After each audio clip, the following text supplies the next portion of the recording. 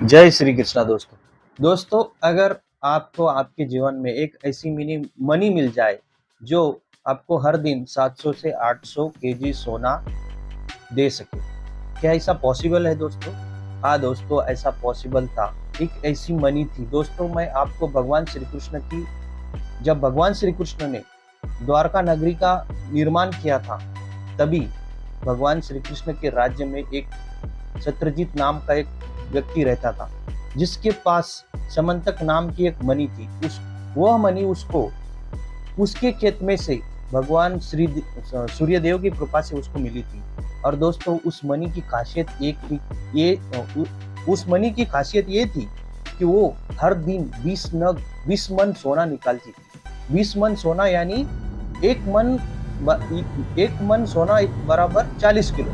मतलब एक मन सोना 40 किलो। अगर वो रोज का 20 मन निकालेगी तो वो होता है 800 केजी। यानी उसको हर दिन 700 से 800 केजी सोना उस मणि से मिलता था। लेकिन जब यह बात भगवान श्री कृष्ण के दरबारियों को पता चली, तो उन्होंने कहा कि दरबार के लोगों में चर्चा चली कि यह मणि भगवान श्री कृष्ण यानी अपने द्वारका के राजा के पास होनी चाहिए, क्योंकि द्वारका का निर्माण भगवान श्री कृष्ण ने किया था। इसीलिए सब सोचने लगे कि यह मणि भगवान श्री कृष्ण के पास होनी चाहिए। परंतु सत्यजीत ने मना कर दिया।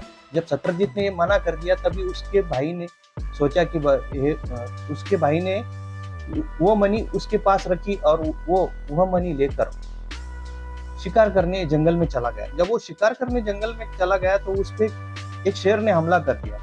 और जब उसका चेतक यानी उसका उसका अश्व खाली अश्व अकेला वापस आया, तभी सत्यजीत ने अपने अपने साथियों को लेकर वो जंगल में उसे खोजने गया। तो तभी उसने पाया कि उसका धनुष पड़ा हुआ है, उसके कपड़े रक्त से भरे हुए।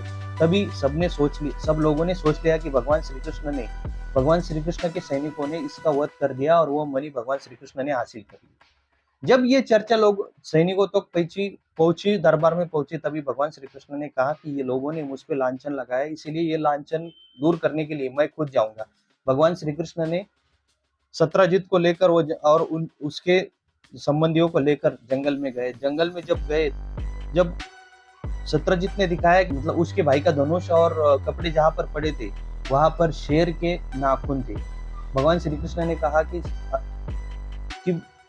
सच इसको आपके भाई को असल में शेर ने खाया है। तभी भगवान श्री कृष्ण ने शेर के पंजों को जिधर गए थे, वो शेर को पंजे के पीछे पीछे शेर की गुफा तक गए और उन्होंने कहा कि मैं अंदर जाके वो मणि को लेके आता हूँ। भगवान श्री कृष्ण जब गुफा में गए तो गुफा में एक सुंदर स्त्री थी, जिसके हाथ में वो मणि था, जिसका नाम था जामवंती। असल में ये जामवंत की पुत्री थी। और जब भगवान श्री कृष्ण ने वो मणि उस स्त्री से हासिल करना चाहा, तो उसने अपने पिता जामवंत जी को बुलाया।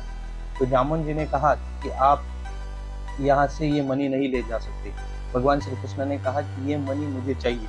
तो जामवंत जी ने कहा कि ये मणि पाने के लिए आपको मुझसे युद्ध करना होगा, क्योंकि ये मणि मैंने उस व्यक्ति को मार कर हासिल किया है, इसीलिए ये मणि मेरी हो गई। तो भगवान श्री कृष्ण ने कहा या सहमति से या असहमति से मैं ये मणि लेकर जाऊंगा। तो दोनों में युद्ध हुआ। जब दोनों में युद्ध हुआ तो भगवान श्री कृष्ण ने जामवंत जी को हरा दिया। तभी जामवंत जी समझ गए कि एक तो युद्ध में मुझे भगवान राम और भगवान लक्ष्मण के सिवा कोई हरा नहीं सकता। त्रेता युग में भगवान राम ने मुझे कहा था कि मैं आपको द्वापर युग में दर्शन दूंगा। इसीलिए जामवंत जी ने भगवान श्री कृष्ण से पूछा कि आप कौन हो, कृपा करके बताइए, एक तो आप मेरे भगवान राम हो। तभी भगवान श्री कृष्ण ने जामवंत जी को दर्शन दिया और अपना वो रूप दिखाया, त्रेता युग वाला राम रूप दिखाया। तभी जामवंत जी ने कहा कि आप मेरी पुत्री को स्वीकार कीजिए और इसे आपके साथ लेकर जाइए, और ये मणि भी आपकी हुई। तब भगवान श्री कृष्ण वो मणि लेकर आए और सत्यजीत को वापस कर दी। परंतु सत्यजीत ने कहा कि हे वासुदेव, ये मणि मैं आप नहीं रह सकता, ये मणि रख नहीं सकता, ये मणि मैं आपको आपके स्वाधीन करता हूँ। लेकिन भगवान श्री कृष्ण ने कहा कि ये मणि की वजह से पहले ही मुझ पे लांछन लगाया, अगर ये मणि मैं रख लूंगा तो पता नहीं जनता और मुझ पे क्या क्या लांछन लगाए।